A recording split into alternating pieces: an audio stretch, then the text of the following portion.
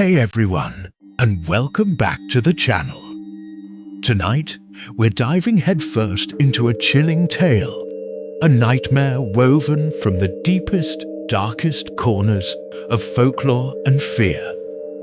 Forget your cozy blankets, turn off the lights, and prepare yourselves, because we're about to venture into a place where shadows whisper and innocence disappears. This isn't just any forest. It's a living, breathing entity of dread. A place so ancient, so steeped in malevolence, that even the bravest among us would hesitate to speak its name.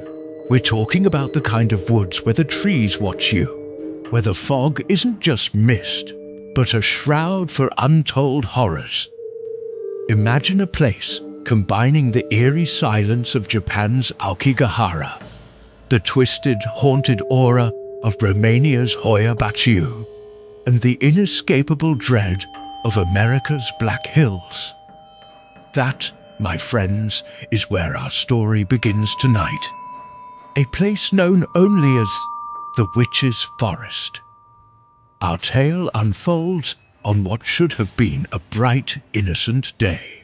A group of school children, perhaps around 10 to 12 years old, dressed in classic old-style uniforms, embarked on what they thought was a simple picnic trip. Their teacher, a kind but perhaps a little too trusting soul, led them into the very heart of this ancient, whispering wilderness. The air itself felt heavy, thick with an almost palpable sense of foreboding, even before they truly stepped foot onto its cursed ground.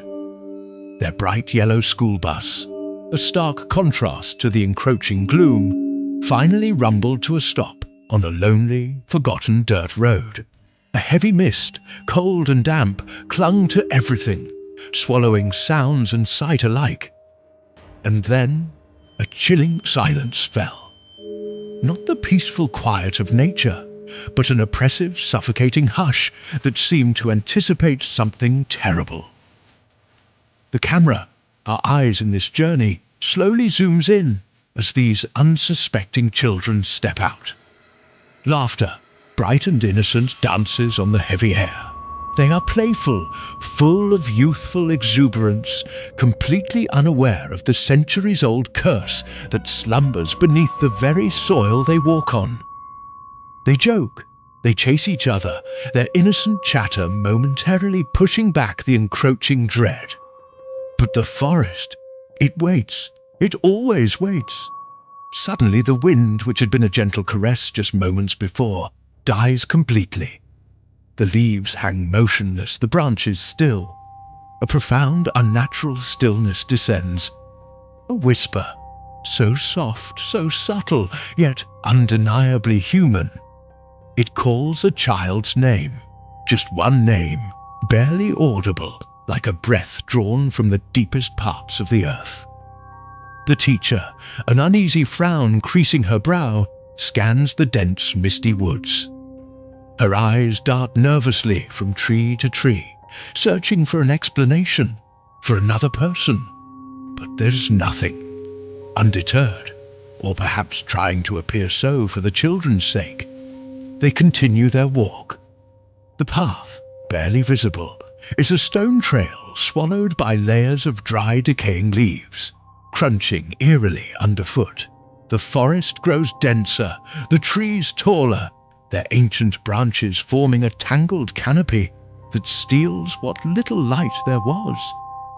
The air grows colder, the mist thicker, curling around their ankles like grasping fingers. And then, through the swirling fog, they discover it. An abandoned wooden hut, nestled deep within the gnarled embrace of the trees. Its walls, dark and weathered, are covered in strange ancient red symbols. They look painted, almost, but the color is too deep, too visceral to be mere pigment. They seem to pulsate, to throb with an unseen energy. Curiosity, that dangerous human trait, draws the children closer. They peer inside, their young faces pressed against the grimy windows. What they see makes their blood run cold. Inside, black candles burn, not flickering in a draught, but standing tall, their flames steady and unwavering, casting long, dancing shadows. But the most unsettling part, there's no one there. No one visible, at least. Just the burning candles, the symbols, and an overwhelming sense of dread. One of the children, bolder or perhaps more foolish than the rest, pushes open the creaking, dilapidated door. The air inside is thick with the scent of old wood, damp earth, and something else. Something indescribably sinister. Their eyes adjust to the dim light, drawn to a small wooden table in the center of the hut. On it lies a broken porcelain doll's head, its painted eyes staring blankly upwards, a silent witness to countless horrors. The child reaches out, their small fingers closing around the cold, smooth porcelain, and in that precise moment, from the oppressive darkness behind them, a figure slowly appears. A long-haired witch, a churale from ancient folklore, materializes from the shadows. She wears a dirty, tattered white gown, stained with the grime of ages. Her feet are turned backward, a gruesome sign of her unnatural existence.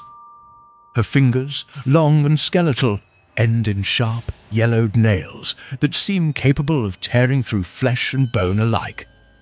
Her eyes, hidden behind a tangle of matted dark hair, glow with an infernal crimson light, piercing the gloom. The air in the hut thickens instantly. It becomes heavy, suffocating, as if the very atmosphere is reacting to her presence. The children gasp, frozen in terror. And then, the forest itself responds. Outside, the ancient trees begin to breathe. Their gnarled bark visibly moves, subtly at first, then more pronounced, as if their monstrous lungs are inhaling and exhaling. The ground beneath their feet seems to shift, to throb with a dark, primal life. Shadows, no longer static, twist and writhe around the terrified children, coiling like serpents, whispering their names. Not just any names, but their names, intimately, chillingly. Panic, raw and unadulterated, strikes the group like a physical blow. They shriek, dropping the doll, and turn to run. They burst out of the hut, scrambling blindly through the now impenetrable fog and darkness. Their small flashlights, once beacons of hope, now flicker frantically, casting fleeting, desperate circles of light against the oppressive gloom. They run, tripping over roots, their young hearts pounding in their chests. The witch follows. She doesn't walk. She glides through the air, her form a spectral blur in the swirling mist. Her long, sharp nails scrape against the ancient tree trunks as she passes, leaving behind chilling grooves, an unnatural sound that echoes through the forest like a death knell. The forest itself, now fully alive and malevolent, begins to shift and trap them. Paths they thought they knew vanish without a trace, swallowed by the creeping mist. Trees, once spaced apart, close in around them, forming an impassable labyrinth of twisted wood and thorny branches. The night, already dark, grows even darker, and it fills with mocking laughter, disembodied echoing, coming from everywhere and nowhere at once. It's the laughter of ancient malice, reveling in their terror. We cut between close-ups of the children's terrified faces, eyes wide with primal fear, mouths open in silent screams.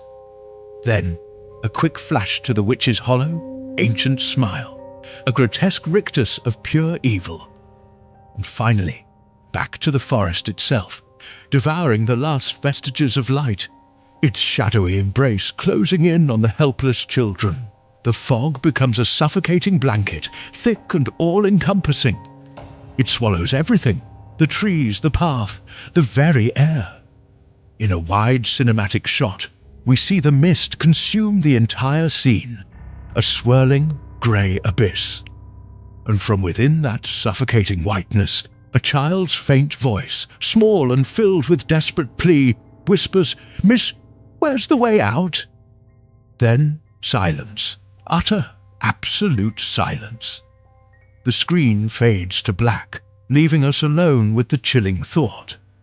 And then a final stark message appears on the screen, a grim warning for all who dare to dream of such places. Some forests are not meant to be found.